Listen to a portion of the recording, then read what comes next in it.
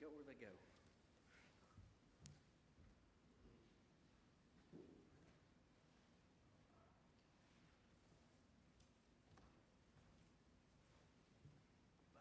I was here at 6:30. All right. Well, as Brother Gerald has already said, 2 Samuel, chapter 6. Thank you, sir. Appreciate that.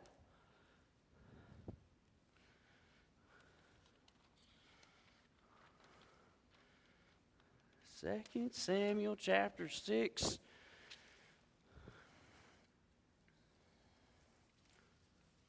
Make sure I get mine.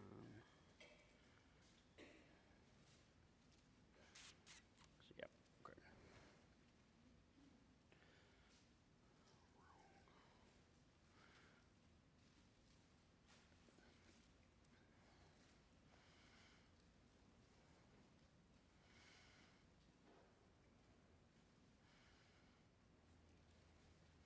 All right, 2 Samuel chapter 6. Make sure everything's pointed the way it ought to be. So we've got a breakdown here. I'm trying to do this more often.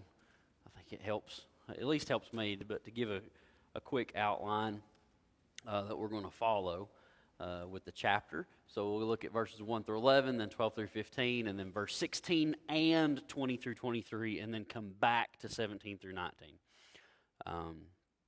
and kind of break it down that way. So we'll start and we'll look at the first 11 verses, 2 Samuel 6. Verse 1, Again, David gathered together all the chosen men of Israel, 30,000. And David arose and went with all the people that were with him from Baal of Judah to bring up from thence the ark of God, whose name is called by the name of the Lord of hosts, that dwelleth between the cherubims. And they set the ark of God upon a new cart, and brought it out of the house of Abinadab, that was in Gibeah. And Uzzah and Ahio, the sons of Abinadab, drove the new cart. And they brought it out of the house of Abinadab, which was in Gibeah, accompanying the ark of God. And Ahio went before the ark. And David and all the house of Israel played before the Lord on all manner of instruments made of fir, wood, even on harps, and on psalteries, and on timbrels, and on cornets, and on cymbals. And when they came to Nachon's threshing floor, Uzzah put forth his hand to the ark of God, and took hold of it, for the oxen shook it. And the anger of the Lord was kindled against Uzzah, and God smote him there for his error. And there he died by the ark of God. And David was displeased, or he was angry, because the Lord had made a breach upon Uzzah, and he called the name of the place Perez Uzzah to this day. And David was afraid of the Lord that day, and said, How shall the ark of the Lord come to me? So David would not remove the ark of the Lord unto him into the city of David, referencing Jerusalem. We spoke about that last week. But David carried it aside into the house of Obed-Edom the Gittite. And the ark of the Lord continued in the house of Obed-Edom the Gittite 3 months, and the Lord blessed Obed-Edom and all his household. All right, you can roll to the next slide. So, this first section, it's called the wrong way. That's because they were moving the ark the wrong way, in the incorrect manner. We got a quick recap. This will help refresh our memories from 1 Samuel. The Ark of the Covenant has been in a place called Kiriath Jearim, also known as Baal of Judah, for quite a while, and it seems to have been neglected during the days of Saul. That's what, if you look at the parallel passage in 1 Chronicles, I believe it's chapter 13, that's what David says. He gets all of his leadership together there in Jerusalem, and he says, hey, I'd like to go get the ark. It's been neglected since the days of Saul, and bring it here. And all these leaders say, that'd be a great thing to do, David. And so they've all bought off and bought into this. He's gathered here in this text, what we have is he's gathered all the chosen men. He's got 30,000 valiant men. He has 30,000 really great soldiers, okay? So they're showing up in droves. Also in 2 Chronicles, chapter 13, we find that they send word to everybody. They put word throughout the country, inviting everyone, telling them, hey, we're going to be bringing the ark into Jerusalem. We're going to bring the ark into Jerusalem. And so people, when it says that people are playing, there's a whole lot of people around for this, okay? This ain't just the soldiers and David. There's a whole lot of people that have showed up, all right? Along with the inhabitants of these areas, the normal inhabitants of these areas. David is and he will be extremely concerned about the worship of God. Okay? That is a characteristic of David. He wants to worship God, and he does a lot for the corporate worship of God. Even today. I mean, we still read the Psalms of David, right? This is one of the reasons why I see David as a very brilliant individual. I think that he was extremely wise and extremely blessed by God in his natural thought and natural ability. Because as a general, he does phenomenal, leading armies. I know that God blesses. I know that God gives him victory. But he has the wherewithal in his mind to seek discernment from God, to follow his guidance. And then in the midst of those battles, he's making choices, right? He's having to make choices. I know we get summarized statements, but these battles went on. And so there's a lot of things that have to be decided by the leaders in the moments, right? So David is very skilled in battle. He's also a skilled musician. Remember, even as a boy, he's been called upon to play for Saul to help him with the issues he had that arose from his spiritual decline in relationship with God. He's blessed as a musician with being able to play, but also with being able to write. And David is going to desire, here in the very next chapter, to build a temple for God. He's going to look and say, I'm dwelling in a house, I have all this stuff, and God's still getting worshiped in a tent. We need to build a house. And the prophet, he's going to say, man, that's a great idea. You just do what your heart's got in it, go for it. And then he has to come back and say, ex-nay that, God don't want you to build a temple. We'll get into all of that, though, later, because that's a really important chapter. But he's going to desire that. But even though David doesn't get to build the temple, he does get the plans for the temple. He also writes out really the kind of the organization of it, the roles and the responsibilities of the priests and of the Levites and all these things. He organizes and preps and does all kinds of prep work for his son Solomon whenever he does get the temple built.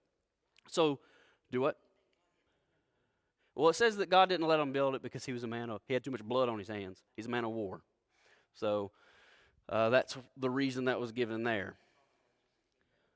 He inherited a peaceful kingdom, essentially. He didn't have to go through all the stuff that David did.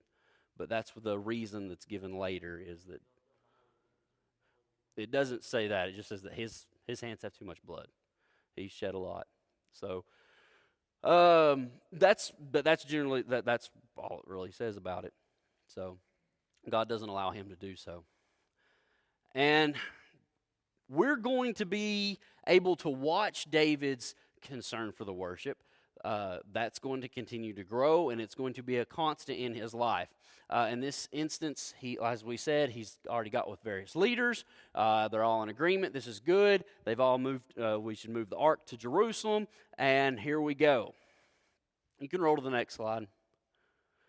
But the Ark of the Covenant was supposed to be carried by the Levites. Now, the Israelites, whenever they moved it here, in this case with David, they put it on a cart, and not just any cart. It was a brand new cart, right? It was a completely unused cart. It was a dedicated cart. And things were okay. They got it loaded onto the cart. They started rolling down the road with the cart. I'm going to be honest with you. I'm not a master trailer puller, okay? I'm not. I didn't grow up doing that. I didn't grow up backing them in or doing any of that stuff, okay? And so even to this day, I get a wee bit nervous when I hook a trailer to the truck and go down the road. And so I watch it like a hawk. And every little bump and every little sway or every little gust of wind makes me go, whoo. One time I had 2 junior high boys with me, and we were driving to Memphis, and I was pulling a, I don't know, maybe a 12-foot enclosed trailer. I don't recall exactly how large it was, and we were going through a section of the interstate that was under construction, and they had the concrete Jersey barriers on both sides, and it was an enclosed trailer that had the wheel wells on the outside of the trailer, and so the lanes were really narrow, and the trailer was really wide, and I'm going, boys, we're threading the needle, you better pray. One bump, and we're gone. So them junior high boys was already like, oh my goodness, and they're looking out the window, and you're okay, it looks like you're, the whole time. So yeah, these guys have taken care, right? I take care with with carts. In modern times, I'm very careful. I'm sure that they were very careful. They had it dedicated. They were doing all this stuff. They get it loaded. They start down the road. But usually, when I even have a trailer behind me, after I get going just a little piece, I breathe a little sigh of relief. You know what I mean? Whew. Okay, things are okay. We're still pulling. It's all good. These guys have the Ark of the Covenant. That's a whole lot more than anything I've ever pulled. This represents the very presence of God with his people. God would have that presence there above those cherubim with their outstretched wings at that mercy seat where the high priest would go in once a year, or was supposed to go in once a year, and sprinkle the blood for atonement of the sins of the people.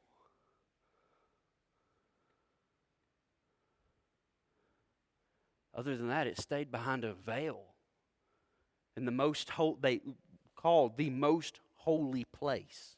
You had the holy place. That's where the table of showbread was, the lampstand, the altar of incense.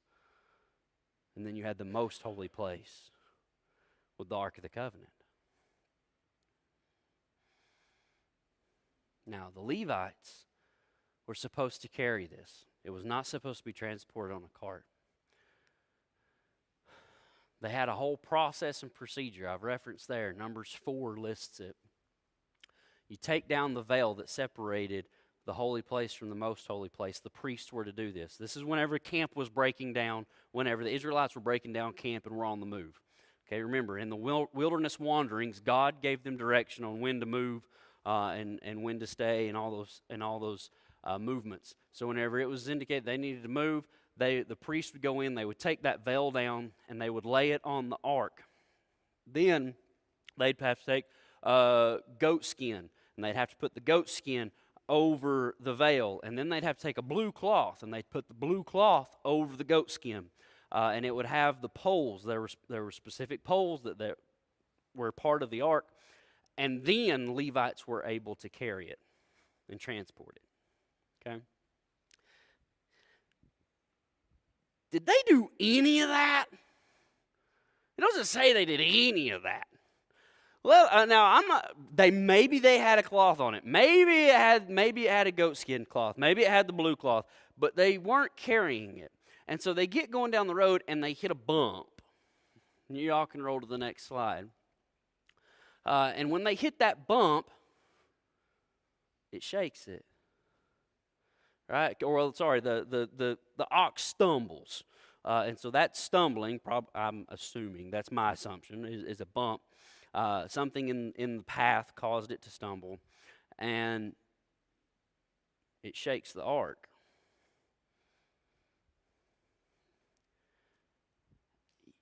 What happens when you're driving down the road and you've got a nice, hot, open cup of coffee next to you?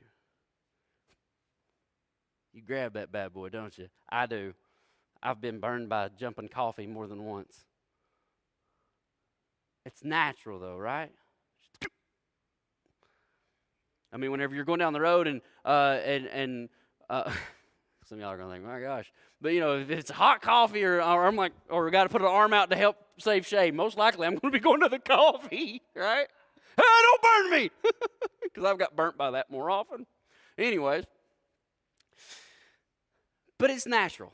Things around us, they start to move, especially things that we really do value. I'm making light of the coffee joke, but when our kids go to jumping out of some type of wagon, right, or some type of thing that we're maybe on a hayride, and they go to bouncing, we go to grabbing. We do this. That's what Uzzah did. Stumble. The Ark of the Covenant jostles.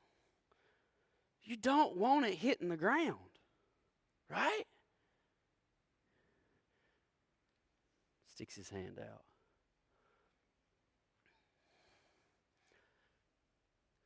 God has his anger kindled. Now, he's been patient already, okay? God's been patient. He's told them how to move this thing, and they ain't done it. But he didn't strike them dead right off the bat, did he? He let them get going down the road. He didn't strike them dead then. But then they hit a point of no return. And his anger was kindled, and he struck Uzzah and caused him to die there by the ark. I want you to think about why. Think about what you learned.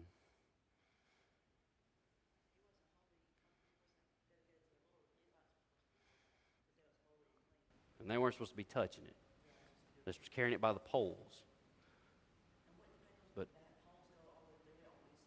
it had rings, and there was 2 poles that were overlaid with gold, and they would carry on those ends of the poles. No, they had it on a cart. So that's what David responds to the situation. He's angry. He's afraid. And he throws his hands up. We're done.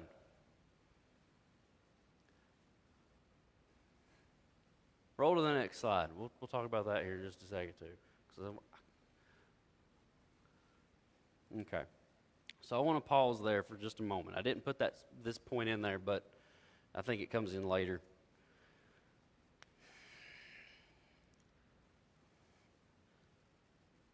We do not get to God on our terms. We don't handle God. God establishes his way. God establishes his requirements. God establishes his expectations. He is literally the maker. He gets to determine that, not us. It seems harmless what Uzzah did, right? Well, I mean, come on. The guy just tried to keep it from falling off the cart. But God is holy, just, and righteous, and he has established his standard. And he said, and it reaches this point, and he says, no, you guys have got to learn. Even somebody like David has got to learn there is a right way, there is a wrong way. How many people still try to get to God or handle God or do godly things their way, even today? We make it about how we want it done. This is a big this is a hoopla. There you go. That's a better word. Not shenanigans. Hoopla. They've got all kinds of people. They're playing instruments. I mean, you think about Macy's Thanksgiving Day Parade. Everybody's celebrating. This is huge. We got a new king. Yeah, and he's established. Other countries respect us. Boy, we done beat them Philistines back. Things are going good. Look, we're getting the Ark of the Covenant. We're going to worship God. This is great. This is good. and they're just playing and they're plucking and everything's going great. And the ark's going by and there's little kids going, "What's that, Dad? What's that?" He goes, "That's the Ark of the Covenant." "What's that?" "Well, son, you remember how I told you about Mo?" And then he starts breaking things. You got all this stuff going on.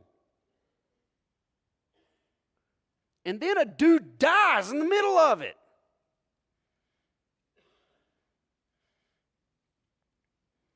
The king gets mad, the king gets scared, and the king throws up his hands and says, "We're done." You take it right over there and you leave it there, because this case is over for now.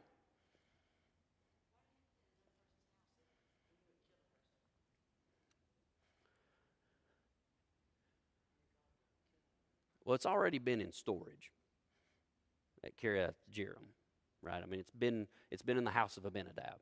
So it being in some, and really this would point towards somebody's property, most likely. So it may not be directly in his house as much as it, but anyways, regardless of where, he's got it in storage, essentially.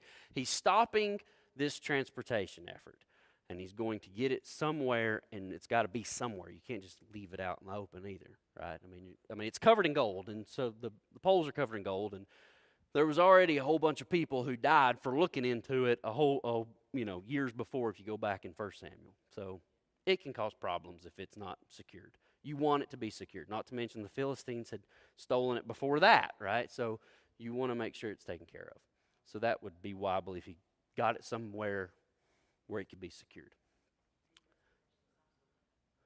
Huh?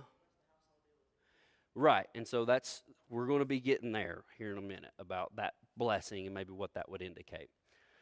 So,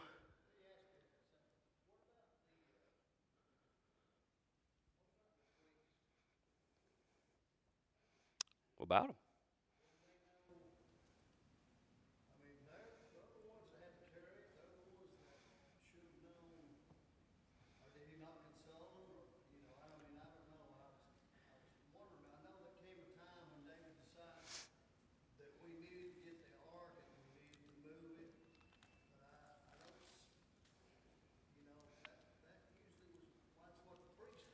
So that's what we were just, I think you had to step out, Jody, is in 1 Chronicles 13. So verse 1, it says, "And David consulted with the captains of thousands and hundreds and with every leader." So my assumption is it includes the priesthood. And that's whenever he says to them, "Let's get the ark back." So this would be a parallel passage in 1 Chronicles 13. Yes, I mean, we're kind of amazed because we're saying, why didn't somebody throw up their hands and say, "Whoa, this ain't the right way to do this," right? I mean, even the king was supposed to have a copy of the law that he had recorded that was approved by the Levites, right? According to Deuteronomy 17, expectations of the king, which we know that David's not really followed a whole lot of that because he's got a whole bunch of women, which he wasn't supposed to do. And so, again, I think it goes back to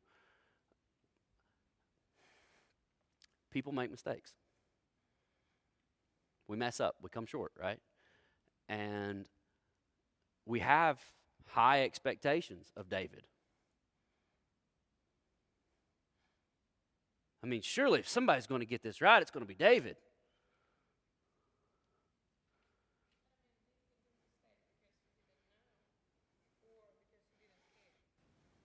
Doesn't say. Did he do it because of history? Well, the Philistines put it on a cart. Maybe we can too. It doesn't say. But somebody, somewhere, whether it be David, whether it be the priest, whether it be the Levites in general, somebody likely knew. But if David, well, sort of chase that rabbit for a second. This is the hard part about leadership and being in those positions. When you ought to know something, it's kind of on you if you don't.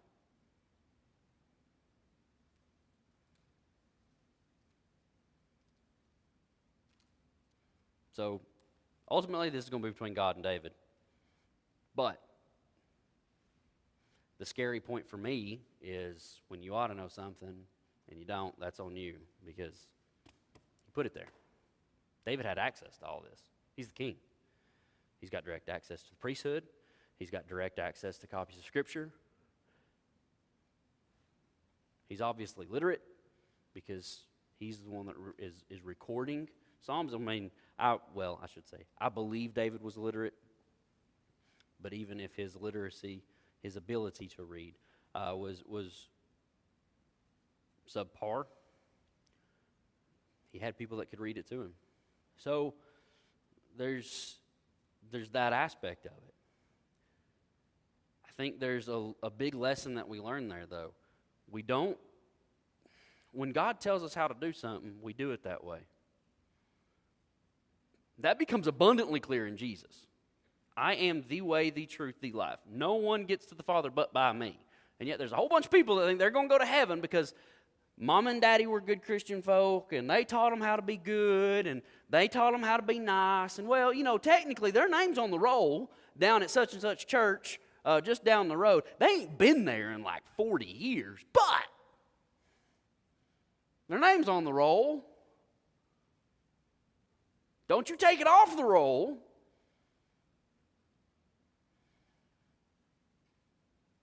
But they ain't made a profession of faith. It's genuine.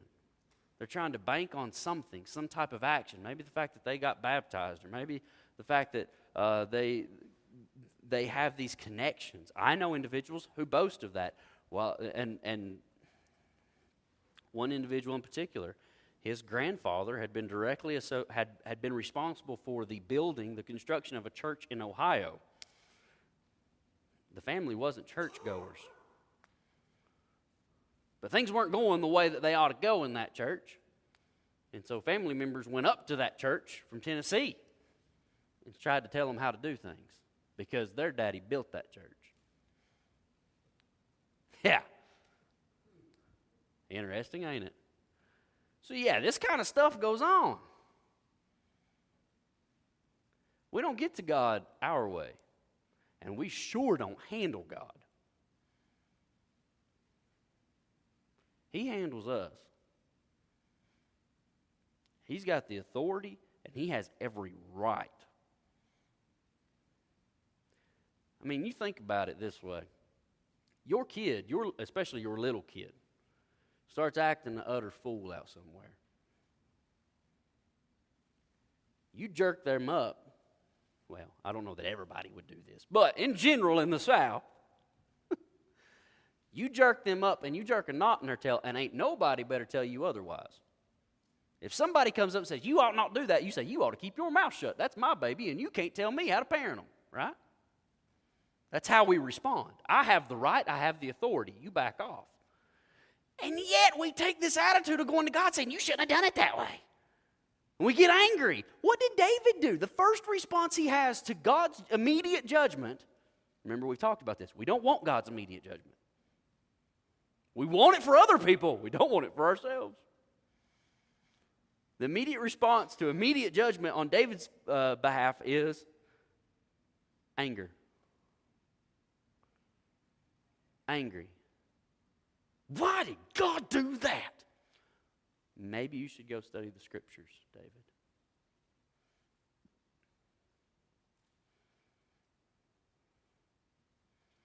So you got to be you need to have reverence in how you go to God. I understand that God is and I believe this, God is a loving Father. And I preach that. God is very kind. God is very patient.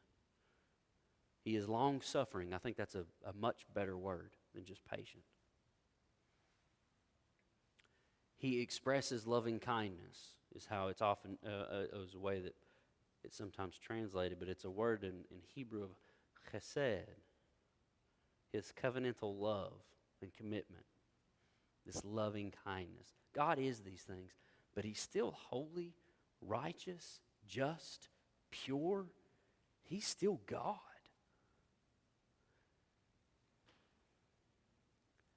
So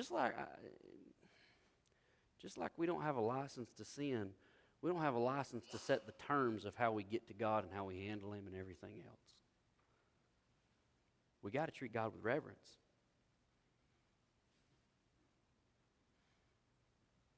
And I think as we mature in our relationship with Him, and as we grow in our understanding of Him, that reverence increases.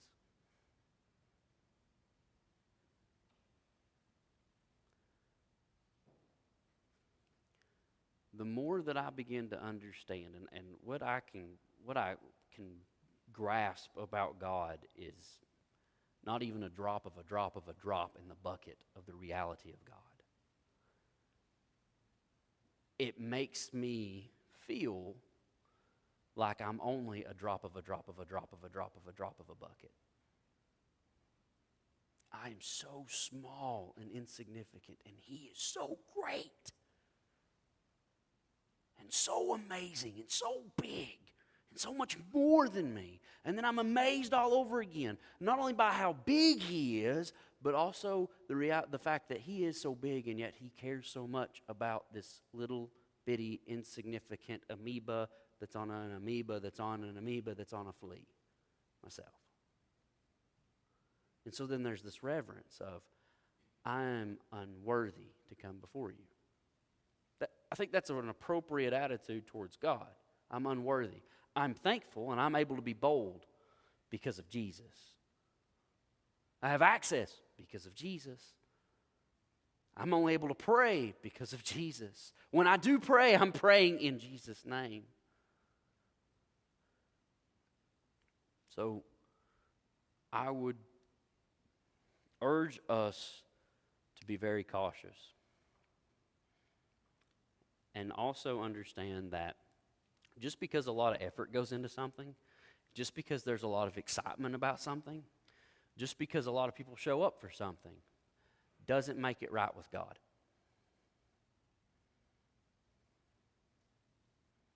A whole lot of people showed up, a whole lot of instruments got played, a whole lot of songs got sung. But God showed His displeasure and how they were treating Him when Uzzah touched the ark. It goes back to the reality that just because something's goodly don't make it godly.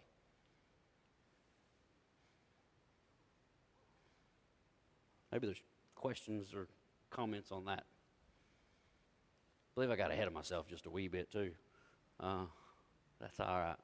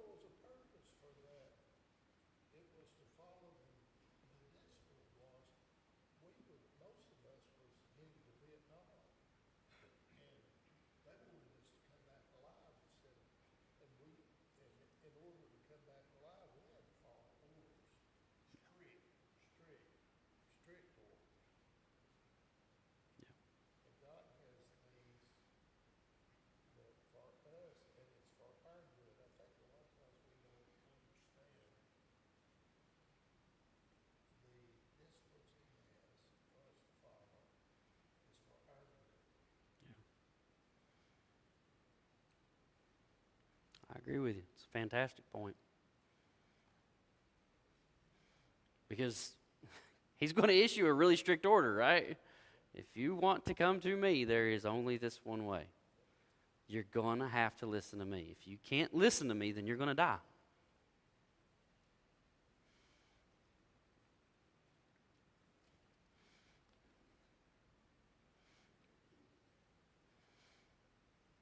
Maybe there's another.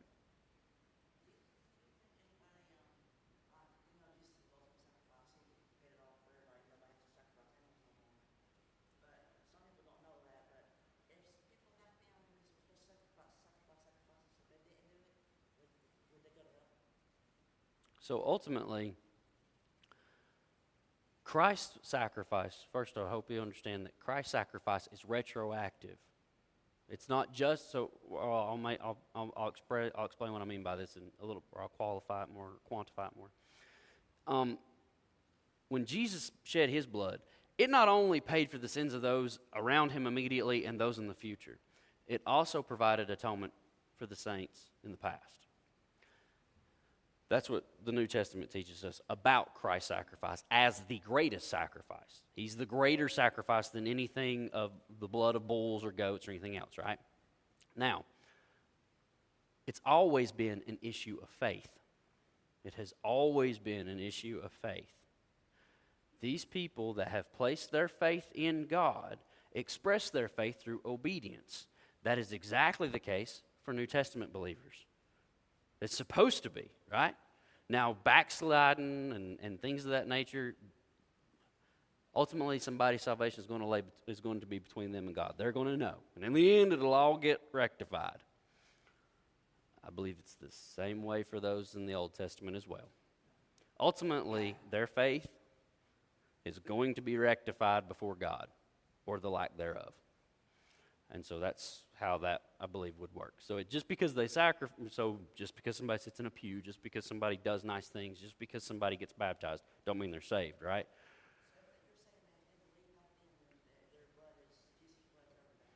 Yes. I believe it would. That's how it works.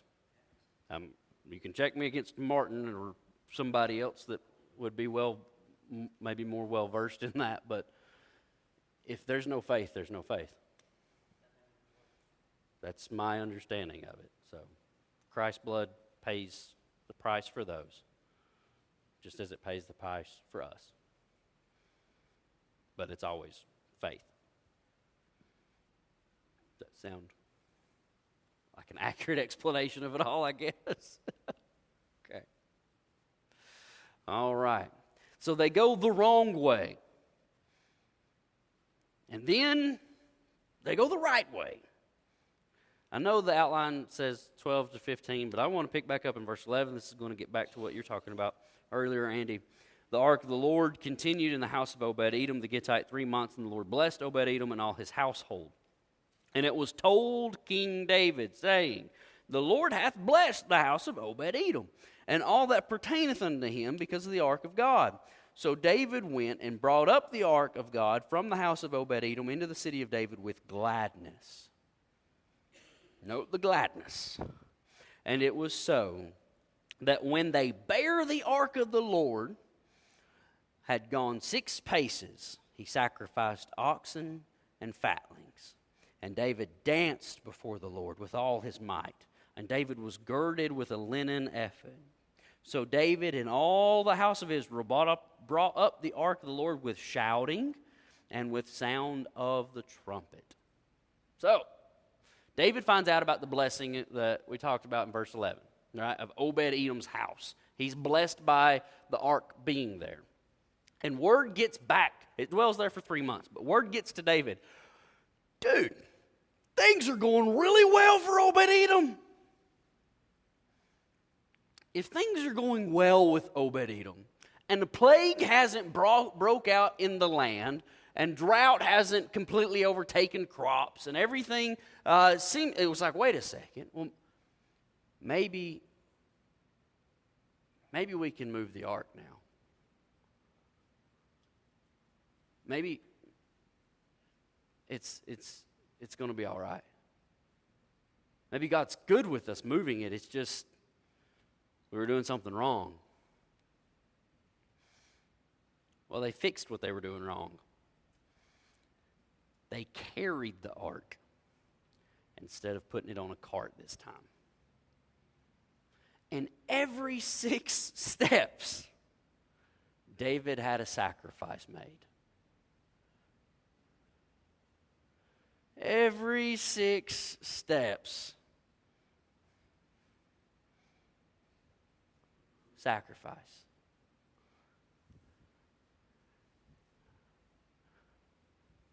Sacrifice.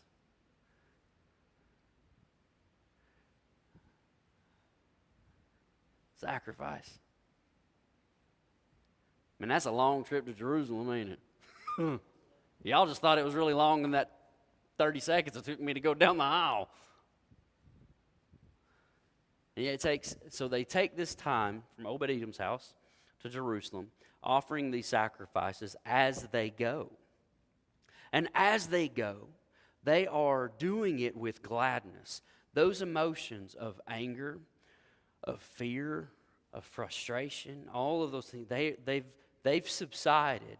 And David and the people of Israel are rejoicing in this opportunity they've got to move the ark and to really get worship back on track. And they're playing instruments. They're dancing. David himself is dancing, girded with a linen ephod. That's a priestly garment. Now, I don't think that David's usurping authority of the priesthood or anything like that. I believe it points to his humble servitude before God. He's wearing a garment of those that serve the Lord and act as mediator or act on behalf of the people before the Lord. The role of the king, I still firmly believe, and will continue to reiterate throughout 2 Samuel as we continue to study, the main role of the king is to point God's people to God. That's his job. And so David dancing in this ephod before the ark and celebrating in worship, not in royal regalia. He's not being carried in front of it. In worldly ways, would we not expect the king to do that?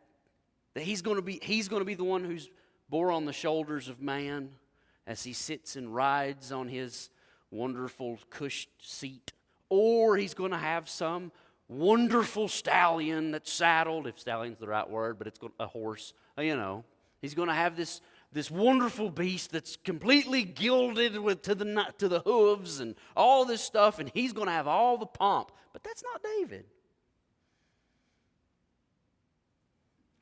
He's wearing something that the priests would wear. He's not dressed up like the high priest. He's just dressing up like he's wearing a garment of the priesthood. The ones who are responsible whenever somebody comes up and says, I need to offer a sin offering because of these things that I've done, and I need to make this right before the Lord, and so they would do that, assisting with that, participating in fellowship offerings, doing these types of activities. He's wearing that kind of garment. So I think that's pretty amazing. I mean, I know that politicians, they really like to get that average Joe look, right? In Time magazine or whatnot.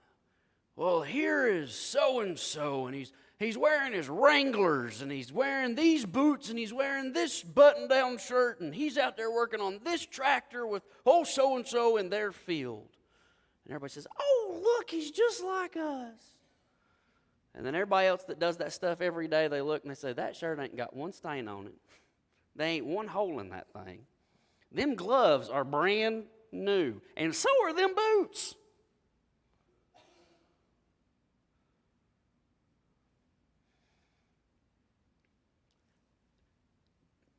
They wanted to have that look, but David has this humility about him in this instance. And I think that's going to come out later in discussion. But he's doing this, and it's an act of worship before the Lord, rejoicing in what God's doing. Now, we can go to the next slide. Yeah, okay. We talked about some of these. Worship God on his terms. Access comes through a mediator. We didn't really get there, but we will in a moment. That last point is what I want to hit on right now is worship styles are not limited to our tradition. I know this one always goes over really well. But this is the point that I'm making.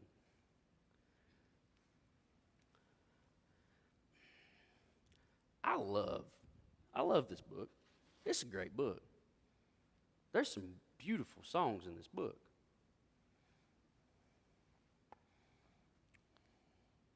L.R. Tolbert, 1954, Hide Thou Me. Copyright 1939, Victory in Jesus. This is a good one. Ian Bartlett. Old Time Power. It's even got the word old in it. Copyright 1895. When was David on the throne? It's like 900s BC. Well before any of those songs were penned. And we can go through those hymn books all night, but I highly doubt that we're going to find one that says it was penned by Ezekiel of Jerusalem in 900 BC. They had trumpet. I've been here for over a year and a half. I have yet to see the trumpet played on a Sunday here. My point is this.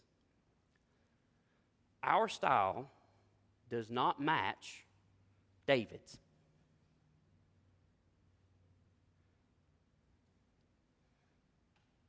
We don't sing the songs David sang. We don't sing the songs that Jesus grew up singing. I'm not trying to have a big come to Jesus meeting about this right now. But these individuals were worshiping God, were they not? They're going 6 spaces, offering sacrifices. They get the ark into Jerusalem, and we're not going to get there tonight, but but to hit on it real quick, they offer burnt offerings and fellowship offerings, and David distributes meat and cakes to the people, and they receive these tokens, and they go back to their homes having received and partook in this worship.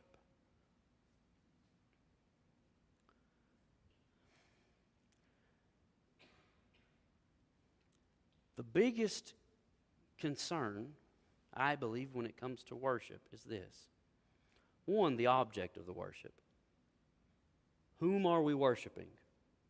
Right? Now, if I make style my number one requirement, it has to be this. I'm probably less concerned about having God first in it.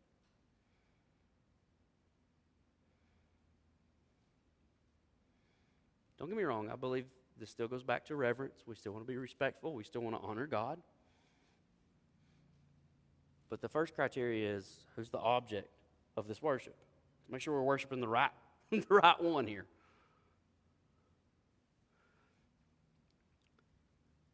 And then we can go in, and that, I believe, ties into our normal 3 rules of, does it glorify God? Does it center on Jesus? Is it biblically sound?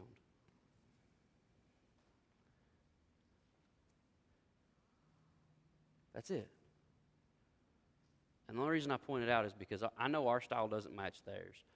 And I know that our style doesn't match so-and-so's, or so-and-so's doesn't match ours either. But if we have honest, biblical worship that seeks to glorify God and proclaim the goodness of Jesus, it's going to be all right.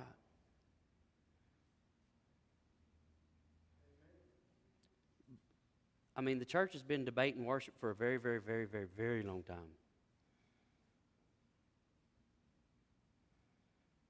One church guidebook, if you will, I forget when it dated to,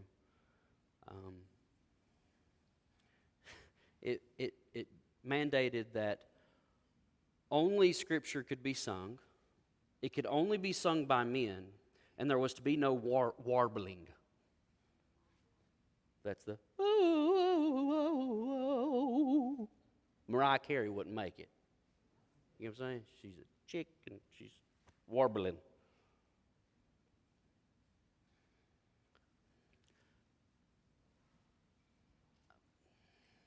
That's a very, very, very old rule book.